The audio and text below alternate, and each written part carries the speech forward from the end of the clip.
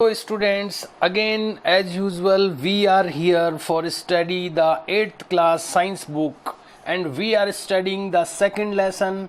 We have studied the first page of this second lesson in previous video and today we are going to study the next page of the second lesson.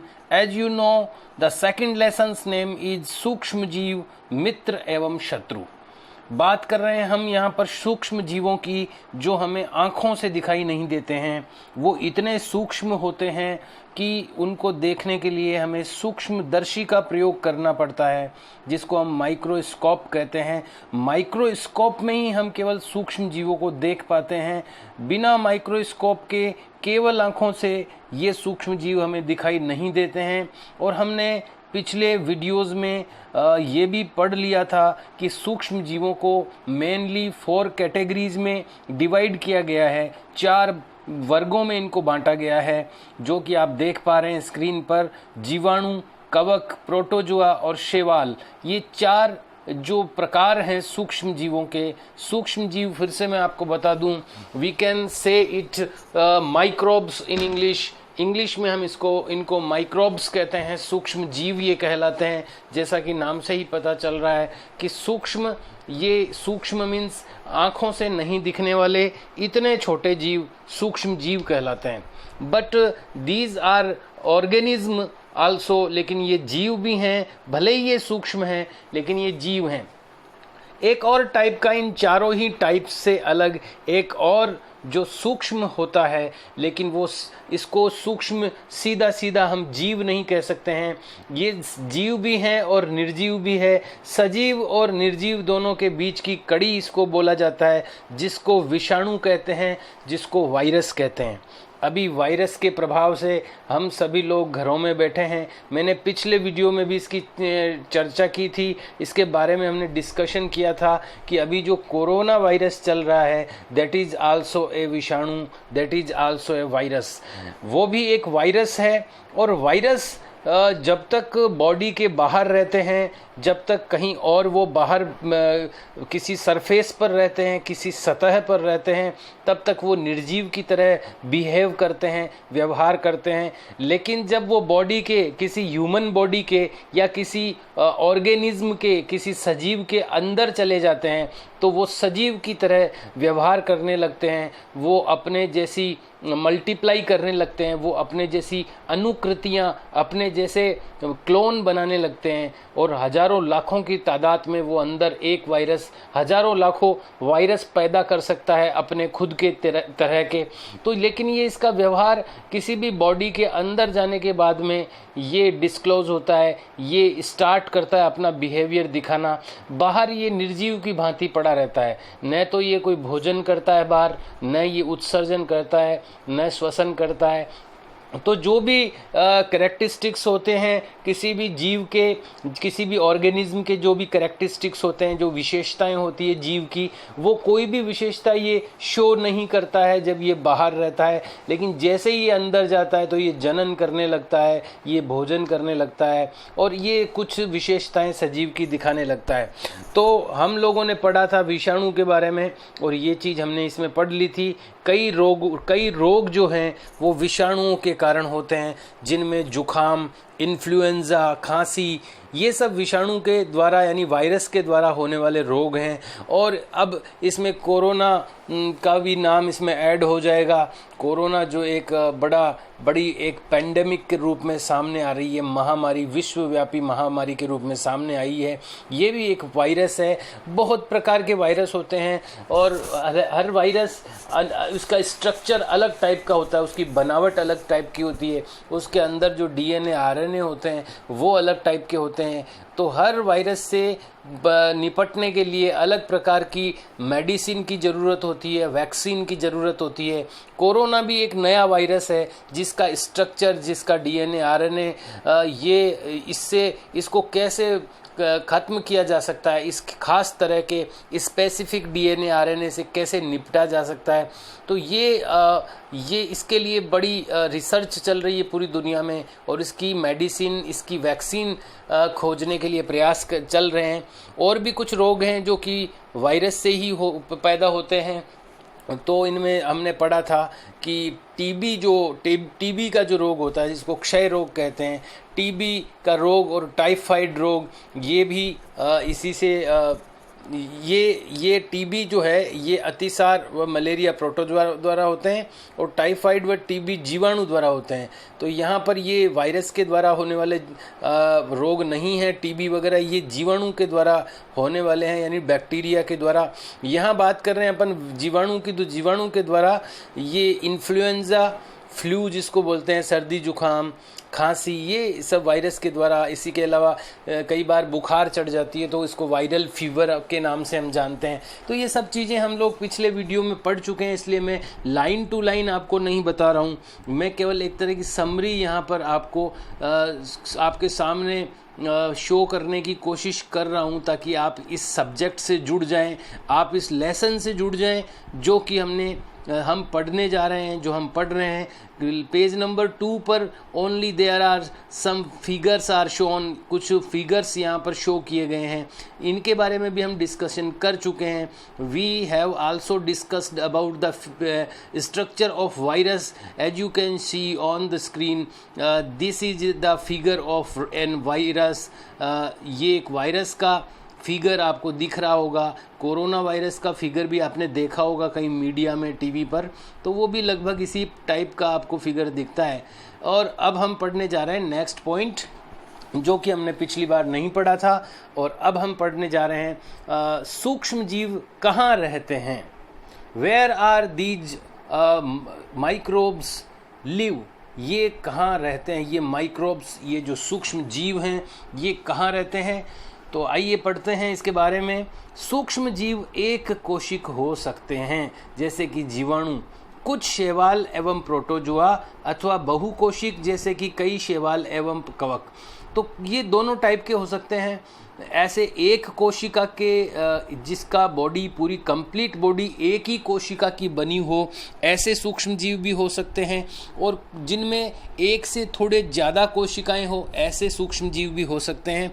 कोशिका एक बहुत छोटी इकाई होती है। अगर कुछ कोशिकाएं मिलकर के भी कोई अगर ऑर्गेनिज्म बनाती है, कोई जीव बनाती है, तो उसको भी हम देख नहीं पाते हैं। तो यहाँ पर ये कहा जा रहा है कि जीवाणु सूक्ष्म जीव एक कोशिक हो सकते हैं, जैसे कि जीवाणु यानी बैक्टीरिया।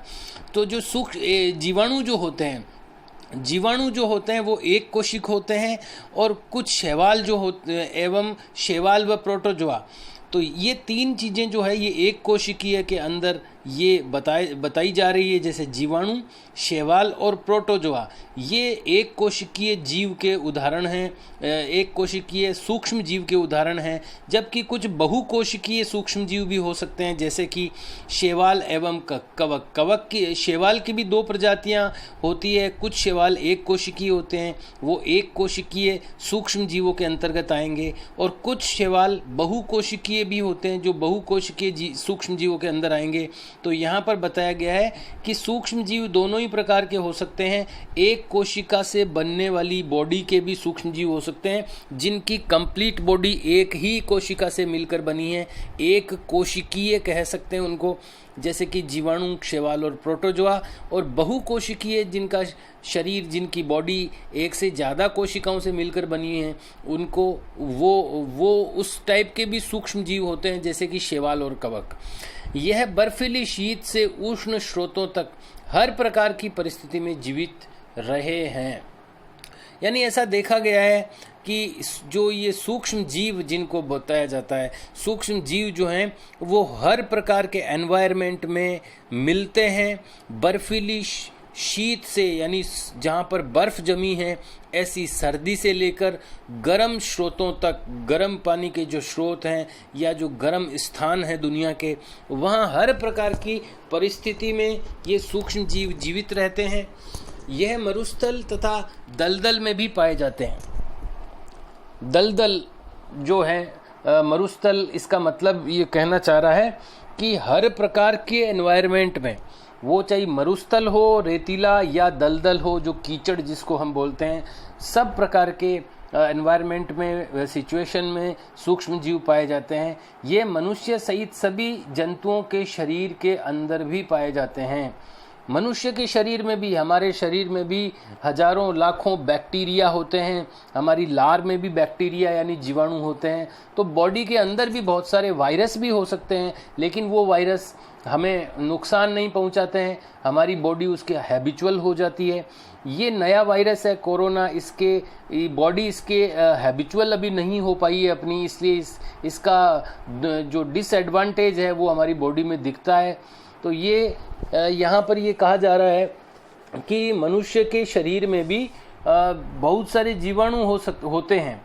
यहाँ ये कहा गया है अभी यह मनुष्य सहित सभी जंतुओं के शरीर के अंदर भी पाए जाते हैं।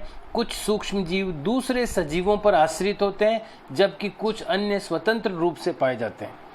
सूक्ष्म जीव दोनों ही प्रकार के होते हैं, स्वपोषी और परपोषी। अपना स्वतंत्र रूप से पाए जाने वाले सूक्ष्म जीव भी हैं, और जो दूसरों पर आश्रित होकर जीते हैं वो भी सूक्ष्म जीव हैं। अमीबा जैसा सूक्ष्म जीव अकेले रह सकता है, जबकि कवक एवं जीवाणु समूह में रहते हैं। अकेला रहने वाला उदाहरण है अमीबा, और इकट्ठे समूह में रहने वाले उदाहरण है कवक और जीवाणु, बैक्टीरिया। सूक्ष्म जीव और हम, सूक्ष्म जीवों की हमारे जीवन में महत्वपूर्ण भूमिका है। इनमें से कुछ हमारे लिए लाभदायक हैं तथा कुछ अन्य हानिकारक। जैसा कि लेसन का नेम ही यही था कि सूक्ष्म जीव लाभदायक या हानिकारक, यानी कुछ सूक्ष्म जीव लाभदायक भी हैं, कुछ हानिकारक भी हैं। दोनों ही प्रकार के सूक्ष्म जीव होते हैं, इसलिए अपन ये नहीं माने कि सूक्ष्म जीव हमेशा हानि ही देते हैं। लाभदायक सूक्ष्म जीव भी होते हैं, उनके बारे में भी हम इस अध्याय में अध्ययन करेंगे। सूक्ष्म जीवों को की हमारे जीवन में महत्वपूर्ण भूमिका है। इनमें से कुछ हमारे लिए लाभदायक हैं तथा कुछ अन्य हानिकारक, तथा जीवों में रोग के कारक हैं। रोग भी पैदा होते हैं इनसे। आइए हम विस्तार से इनका अध्ययन करें। मित्रवत सूक्ष्म जीव, मित्रवत यानी जो दोस्त, फ्रेंडली जो होते हैं, जो हमारे मित्र हैं, जो हमें फायदा पहुंचाते हैं, जो हमें नुकसान नहीं पहुंचाते हैं, ऐसे जो सूक्ष्म जीव है वो मित्रवत सूक्ष्म जीव होंगे। सूक्ष्म जीव विभिन्न कार्यों के में प्रयोग किए जाते हैं। इनका उपयोग दही, ब्रेड व केक बनाने में किया जाता है। तो आपने देखा होगा कि दही जो होता है, वो दही जमने की जो क्रिया होती है वो सूक्ष्म जीवों के द्वारा होती है। और ब्रेड और केक जो फूल जाते हैं, जिनमें किण्वन की क्रिया होती है, जो फूल करके एक पफी, एक मुलायम उसका स्ट्रक्चर बन जाता है, तो वो भी सूक्ष्म जीवों के कारण होता है। प्राचीन काल से ही सूक्ष्म जीवों का उपयोग अल्कोहल बनाने में किया जाता रहा है। अल्कोहल जिसको शराब कहते हैं, तो शराब बनाने का जो काम है वो प्राचीन काल से ही चला आ रहा है। और ये जो शराब बनाने की क्रिया है, इसमें सूक्ष्म जीव अहम भूमिका निभाते हैं। बिना सूक्ष्म जीवों के ये शराब नहीं बन सकती है। जो रॉ मटेरियल होता है शराब का, यानी कच्चा सामग्री जो होती है, उसको सड़ करके शराब बनाई जाती है। तो उसको सड़ाने की जो क्रिया है, जो जिसको किण्वन की क्रिया कहते हैं, वो सूक्ष्म जीवों के द्वारा ही होती है। पर्यावरण को स्वच्छ रखने के लिए भी इनका उपयोग किया जाता है। उदाहरण के लिए कार्बनिक अवशिष्ट, सब्जियों के छिलके, जंतु अवशेष, विष्ठा इत्यादि का अपघटन जीवाणुओं द्वारा किया जाता है। तो ये जो चीज़ें बाहर कचरे के रूप में हमें दिखती है, जैसे सब्जियों के छिलके हैं, जंतुओं के अवशेष हैं, मलमूत्र है, विष्ठा है, इन सब को मिट्टी में मिलाने का काम, इनको अपघटित कर देने का काम, इनको एक तरह से पार्ट ऑफ सोइल, मिट्टी का हिस्सा बना देने का काम। कहते हैं ना कि जो चीज़ है वो आखिर सब चीज़ें मिट्टी में मिल जाती है। तो ये मिट्टी में मिलाने का काम कौन करते हैं? ये सूक्ष्म जीव करते हैं।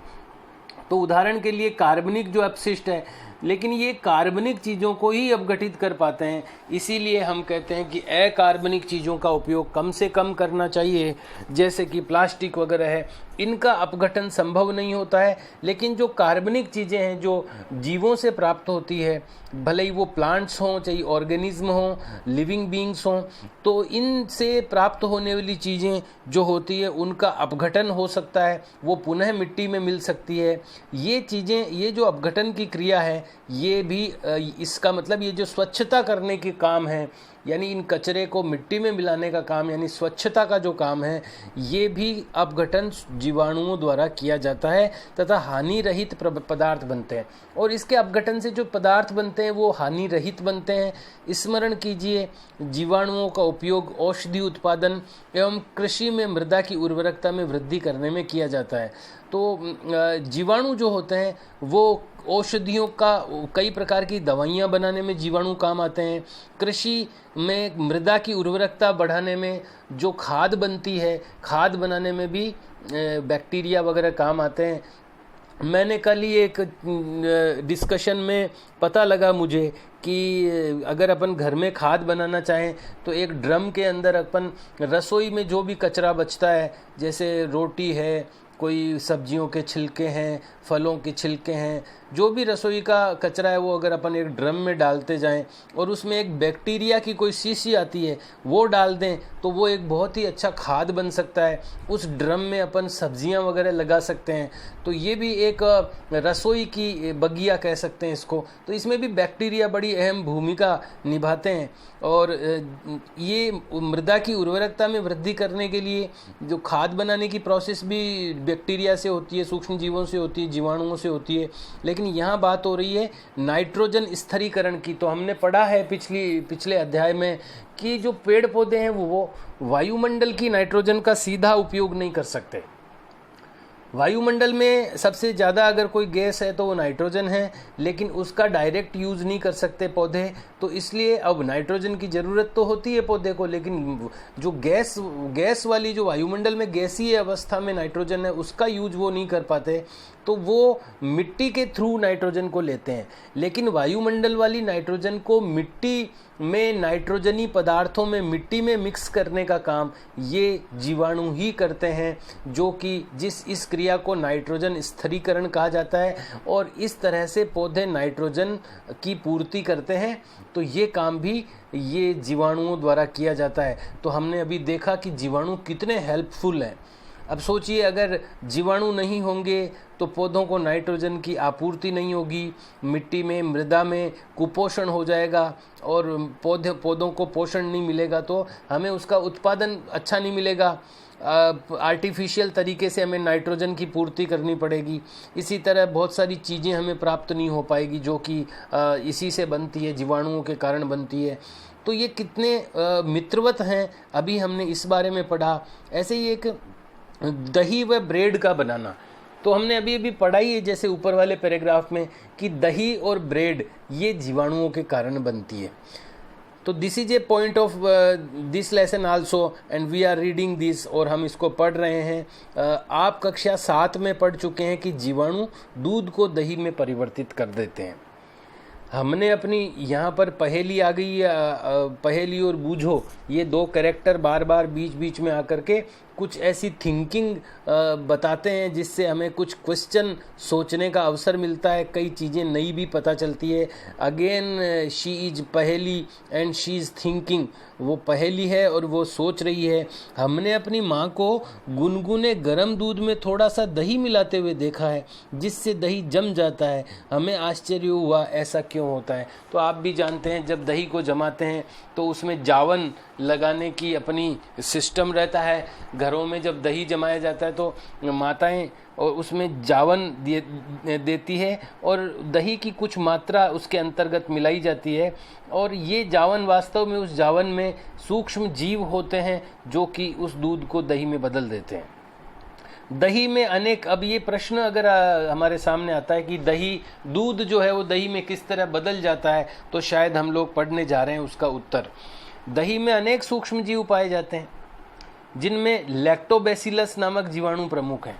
दही का जो, ये भी एक नॉलेज में रखने वाली चीज़ है कि दही जमने में जो अहम भूमिका निभाता है, ऐसा सूक्ष्म जीव कौन है? तो एक जीवाणु है जिसका नाम है लैक्टोबैसिलस। ये याद रखना है। दही जमाने में उत्तरदायी कौन है? दही जमाने के लिए उत्तरदायी कौन है?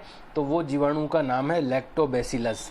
तो दही में अनेक सूक्ष्म जीव पाए जाते हैं जिनमें लैक्टोबैसिलस नामक जीवाणु प्रमुख है, जो दूध को दही में परिवर्तित कर देता है। वह दूध में जनन कर, यानी वो अपना रिप्रोडक्शन करता है, अपना जनन का कार्य करता है, दूध में अपने समान नए जीवाणु पैदा करता है। वह दूध में जनन कर उसे दही में परिवर्तित कर देते हैं। और दही तो अच्छा होता है अपने लिए। जीवाणु पनीर, अचार व अनेक खाद्य पदार्थों के उत्पादन में सहायक है। पनीर बनाने में, जिसको चीज़ कहते हैं, इसी तरह अचार बनाने में, इन सब चीज़ों में भी जीवाणु का उपयोग है। रवा यानी सूजी, इडली व भटूरे का एक महत्वपूर्ण संगठक दही है। अगर अपन ये दही इडली बनाते हैं, भटूरा, छोले भटूरे के टाइम भटूरे बनाते हैं, रवा बनाते हैं, तो उसमें दही मिक्स किया जाता है। तो ये दही जो है वो उनका एक महत्वपूर्ण कंपोनेंट रहता है। क्या आप अनुमान लगा सकते हैं कि ऐसा क्यों है? जीवाणु एवं यीस्ट चावल के आटे के किण्वन में सहायक होते हैं, जिससे इडली व डोसा बनता है। तो ऐसा क्यों है कि जब दही अपन इसमें मिलाते हैं तो वो चीज़ें बन पाती है? तो यहाँ इसका लॉजिक लिखा है कि जीवाणु एवं यीस्ट भी एक सूक्ष्म जीव है। जीवाणु यानी बैक्टीरिया और यीस्ट, ये चावल के आटे के किण्वन में सहायक होते हैं। चावल के आटे में यीस्ट और जो बैक्टीरिया होते हैं उसके कारण चावल के आटे में किण्वन की क्रिया होती है और उसमें फुलावट आ जाती है, जिससे इडली व डोसा बनता है। तो ये सब चीज़ें हमने पढ़ी है, जिसके अंतर्गत हमें ये पता चलता है कि सूक्ष्म जीव कितने फ्रेंडली है, कितने हेल्पफुल हैं, कितने बेनिफिशियल हैं ये हम सभी के लिए। क्रियाकलाप 2.3, एक बर्तन में आधा किलो आटा अथवा मैदा लेकर उसमें थोड़ी सी चीनी डालकर गर्म जल में मिलाइए। इसमें थोड़ी मात्रा, एक चुटकी यीस्ट पाउडर मिलाकर गूंथ लीजिए। आप 2 घंटे बाद क्या देखते हैं? क्या आपने गूथे हुए मैदे को उठा हुआ पाया, फूला हुआ? तो ये यीस्ट का जो पाउडर आपने आटे में मिला दिया है, ये यीस्ट जो है ये फुला देता है चीज़ों को। तो केक वगैरह बनाने में ये इसी यीस्ट पाउडर का यूज किया जाता है। इससे फुलावट आ जाती है, फूल जाता है आटा। और ये यीस्ट पाउडर के साथ जब मैदा को गूंथ देते हैं तो 2 घंटे बाद वो फूला हुआ पाया जाता है। और खमीर उठी हुई मैदा, जैसा कि आप देख पा रहे हैं, फूली हुई मैदा की तरह दिखती है। यीस्ट जो है तीव्रता से जनन करके श्वसन के दौरान कार्बन डाइऑक्साइड उत्पादित करते हैं। यीस्ट जो सूक्ष्म जीव है, ये जब इनको पोषण मिलता है, जब इनको अनुकूल स्थिति मिलती है यीस्ट को, जब इनको थोड़ी गर्मी मिलती है, थोड़ी नमी मिलती है, तो ये जनन करते हैं। और जनन जब ये करते हैं, एक चेन बनाते हैं। हमने पढ़ा है यीस्ट में मुकुलन के द्वारा जनन होता है, ये हमने पढ़ा है पिछली कक्षा में। तो ये यीस्ट में जब जनन होता है तो बहुत सारे इसकी क्वांटिटी बढ़ जाती है, इसकी संख्या बढ़ जाती है। फिर जब ये श्वसन करते हैं तो कार्बन डाइऑक्साइड उत्पादित करते हैं। गैस के बुलबुले खमीर वाले मैदा का आयतन बढ़ा देते हैं। This is the logic of how the floor is puffed. ये फ्लोर जो आटा जो होता है वो कैसे पफ्ड हो जाता है, फूल कैसे जाता है, ये इसका लॉजिक है कि ये क्यों आटा फूल जाता है जब हम उसमें यीस्ट का पाउडर मिला देते हैं। तो इसका कारण ये कि यीस्ट जनन करने के बाद जब श्वसन करता है तो कार्बन डाइऑक्साइड गैस निकालता है, और उस गैस के कारण से वो बुलबुले, उसके गैस के जब बुलबुले निकलते हैं अंदर से, तो उस कारण से वो आटा या मैदा जो है वो फूल जाती है। गैस के बुलबुले खमीर वाले मैदा का आयतन बढ़ा देते हैं। आयतन यानी उसका आकार बढ़ा देते हैं। यह बेकिंग उद्योग में यीस्ट के उपयोग का आधार है। और बेकिंग उद्योग यानी जो केक और ब्रेड वगैरह बनाने का है उसको बेकरी कहते हैं, उस उद्योग को बेकिंग उद्योग कहते हैं, जिसमें ब्रेड, पेस्ट्री व केक बनाए जाते हैं। उसमें इसी मेथड से उन चीज़ों को फुलाया जाता है यीस्ट के पाउडर से, और फुलाने के बाद में ये सब चीज़ें उसमें से बनती है। तो ये भी एक टाइप है जिसमें सूक्ष्म जीव हमारे लिए हेल्पफुल होते हुए दिखाई देते हैं। ये भी एक प्रकार का एडवांटेज है सूक्ष्म जीवों का, ये किस तरह से बेनिफिशियल हैं, अपने लिए फ़ायदेमंद है। और अब आता है कि सूक्ष्म जीवों का वाणिज्यिक उपयोग, कमर्शियल यूज़ क्या है इनका। बड़े स्तर पर अल्कोहल, शराब, अल्कोहल मतलब शराब का ही एक प्रकार मान लीजिए। अल्कोहल आजकल अभी नया जो सैनिटाइज़र का नाम चला है वायरस को मारने के लिए, तो उसमें ये बताया जाता है कि आप इस तरह के सैनिटाइज़र का यूज करें जिसमें ज़्यादा अल्कोहल की मात्रा हो। तो यहाँ पर अल्कोहल का मतलब डायरेक्टली शराब नहीं है, लेकिन जो बेसिकली शराब से ही मिलता जुलता एक रासायनिक पदार्थ है अल्कोहल। बड़े स्तर पर अल्कोहल बनाने में शराब तथा एसिटिक एसिड के उत्पादन में सूक्ष्म जीवों का उपयोग किया जाता है।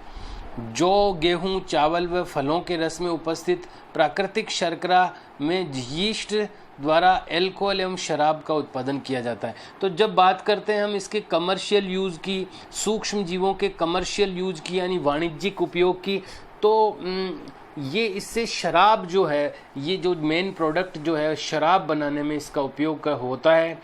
अल्कोहल भी उसी से रिलेटेड है, शराब है, एसिटिक एसिड भी है, ये सब चीज़ें। और ये कैसे बनती है, तो शराब कैसे की बनती है उसका भी इसमें थोड़ा सा जो बेसिक फॉर्मेशन का जो मेथड है वो बताया हुआ है। जौ, गेहूं, चावल व फलों के रस में उपस्थित प्राकृतिक शर्करा में यीस्ट, यानी जब शराब बनती है तो किस किस चीज़ों से बनती है, जौ है, गेहूं है, चावल है, फलों का रस है, उसमें यीस्ट का पाउडर डालते हैं। तो उससे फिर क्या होता है, वो खमीर की क्रिया होती है, उनमें किण्वन की क्रिया होती है, थोड़ा सड़ांध होती है और वो फूलते हैं। और प्राकृतिक इन चीज़ों की शर्करा में, हर चीज़ में शर्करा होती है, तो इनकी जो शर्करा है उसमें यीस्ट द्वारा अल्कोहल व शराब का उत्पादन किया जाता है। तो ये जो खास बातें हैं ये हमें विशेष रूप से ध्यान रखनी चाहिए। ये खास लगता है मुझे कि शराब व अल्कोहल का उत्पादन कैसे किया जाता है, अगर ये पूछा जाए तो उसका उत्तर हम लोग ये लिख सकते हैं, जौ, गेहूं, चावल व फलों के रस में उपस्थित प्राकृतिक शर्करा में यीस्ट द्वारा अल्कोहल व शराब का उत्पादन किया जाता है। इसी तरह ऊपर जो हमने पढ़ा था कि ब्रेड, पेस्ट्री, केक कैसे बनाए जाते हैं या आटा क्यों फूल जाता है, तो उसका जो है कि यीस्ट का पाउडर को जब उचित वातावरण मिलता है तो यीस्ट तीव्रता से जनन करके श्वसन के दौरान कार्बन डाइऑक्साइड उत्पन्न करता है और गैस के बुलबुले खमीर वाले मैदा का आयतन बढ़ा देते हैं। ये जो अंदर की बातें हैं, जो वास्तविक बातें हैं, जो लॉजिक हैं, इनको हमें ज़रूर ध्यान रखना चाहिए। ये वास्तव में इम्पोर्टेंट है, ये हमारे लिए नॉलेजेबल भी हैं और फॉर एग्ज़ाम के हिसाब से वैसे भी इम्पोर्टेंट हो जाते हैं। कई बार जो अंदर से क्वेश्चन आते हैं एग्ज़ाम में वो इसी तरह के इसी तरह के फैक्ट्स में से क्वेश्चन बनाए जा सकते हैं। एक और क्रियाकलाप यहाँ पर दिखाई दे रहा होगा आपको। 500 ml का बीकर लेकर उसमें 3/4 भाग तक यानी 3/4 मतलब कि पौन जो आकार 3/4 का मतलब हो गया है कि किसी चीज़ के अगर 4 भाग हैं तो उसमें से 3 भाग तक उसमें जल भर दीजिए, उसमें 2-3 चम्मच चीनी घोलिए, इसमें आधा चम्मच यीस्ट पाउडर डालिए, इसमें 4-5 घंटों के लिए इसको उष्ण स्थान पर यानी गर्म स्थान पर रख दीजिए। अब विलयन को सूंघ कर देखिए, यह गंध अल्कोहल की है। तो इस तरह से अल्कोहल बन जाएगा, जो कुछ मात्रा उसकी अल्कोहल की बनेगी जो चीनी के अल्कोहल में परिवर्तन के कारण बना है। चीनी के अल्कोहल में परिवर्तन की ये क्रिया किण्वन अथवा फर्मेंटेशन कहलाती है। तो फर्मेंटेशन क्या होता है, इंग्लिश में जिसको फर्मेंटेशन कहते हैं, हिंदी में जिसको किण्वन कहते हैं, ये क्या है? तो अल्कोहल में किसी भी पदार्थ के अल्कोहल में बदलने की क्रिया को किण्वन अथवा फर्मेंटेशन कहते हैं। यहाँ पर उदाहरण दिया गया है चीनी का अल्कोहल बनने का। तो इसमें हमने किया क्या है ये एक बार फिर से देखते हैं। हमने क्या किया, एक बीकर में 3/4 यानी 3/4 भाग तक उसमें पानी भर लिया, 2-3 चम्मच चीनी मिला दी, आधा चम्मच यीस्ट का पाउडर मिला दिया और थोड़े गर्म स्थान पर रख दिया ताकि उसको जनन के लिए उचित एनवायरनमेंट मिल जाए यीस्ट को। और उसके बाद कुछ 4-5 घंटों के बाद में उसमें ये जो चीनी हमने मिलाई है उसका अल्कोहल बनेगा और उसकी गंध आने लगेगी उसमें से। तो यहाँ पर चीनी से अल्कोहल की ये प्रक्रिया किण्वन कहलाती है या इंग्लिश में इसको फर्मेंटेशन कहते हैं। लुई पास्चर ने किण्वन की खोज 1857 में की थी। तो 1857 की क्रांति को भी हम भली भांति नाम सुना होगा आपने, झांसी की रानी, तात्या टोपे, ये सब 1857 की क्रांति से जुड़े थे। उसी सेशन में लगभग लुई पास्चर ने किण्वन की खोज की थी। तो यहाँ पर हम पढ़ चुके हैं आज की किस तरह से ये हेल्पफुल है हमारे, किस तरह से हेल्पफुल है। यहाँ पर बाद में हम लोग वैक्सीन के बारे में भी पढ़ेंगे। बात अभी वैक्सीन की बड़ी ज़ोरों शोरों से चल रही है। कोरोना की वैक्सीन खोजी जा रही है, पूरी दुनिया में इसको खोजने के लिए लगे हुए हैं वैज्ञानिक, जिसको हम टीका भी कहते हैं। वास्तव में टीका होता क्या है, वैक्सीन क्या चीज़ है? This is not a medicine only, ये केवल कोई दवाई नहीं है, ये एक ख़ास चीज़ होती है जिसके बारे में भी हम आगे पढ़ेंगे। And this vaccine is also related to microbes, ये जो सूक्ष्म जीव है इसी से रिलेटेड है ये वैक्सीन शब्द भी। और आगे अभी हम और भी इनके बेनिफिशियल यूज़ ही पढ़ने वाले हैं। नेक्स्ट वीडियो में भी औषधीय उपयोग हम पढ़ने वाले हैं कि किस तरह मेडिकली ये हमारे लिए बेनिफिशियल हैं सूक्ष्म जीव। तो अभी हमारा जो चैप्टर चल रहा है, जो प्राइमरी जो सेक्शन है इस लेसन का, उसमें हम बेनिफिट्स पढ़ते जा रहे हैं। बाद में इसके डिसएडवांटेज भी पढ़ेंगे, जो नुकसान जो होते हैं सूक्ष्म जीवों के, जो कोरोना जैसा नुकसान है, जो बहुत भयानक नुकसान अभी देखने को मिल रहा है। इस तरह के नुकसान भी सूक्ष्म जीवों से होते हैं, लेकिन डेली लाइफ में कई सारे बेनिफिट्स भी हमें इसके मिलते हैं। तो अभी हम पढ़ते जा रहे हैं बेनिफिट्स के बारे में। नेक्स्ट वीडियो में हम कुछ और बेनिफिट्स पढ़ेंगे इसके सूक्ष्म जीवों के, और स्पेशली हम पढ़ेंगे औषधीय उपयोगों के बारे में। Till that students do learn the lessons, facts, and you should learn line to line. You should work hard for this board class. The class 8th is a board class, so you should learn the lesson deeply, line to line. It may be possible, the question may be come from any of the line, किसी भी line में से question आ सकता है। So I am suggesting you to read and learn the lesson line to line and each fact. So this is over time now, and so see you students, bye till next video.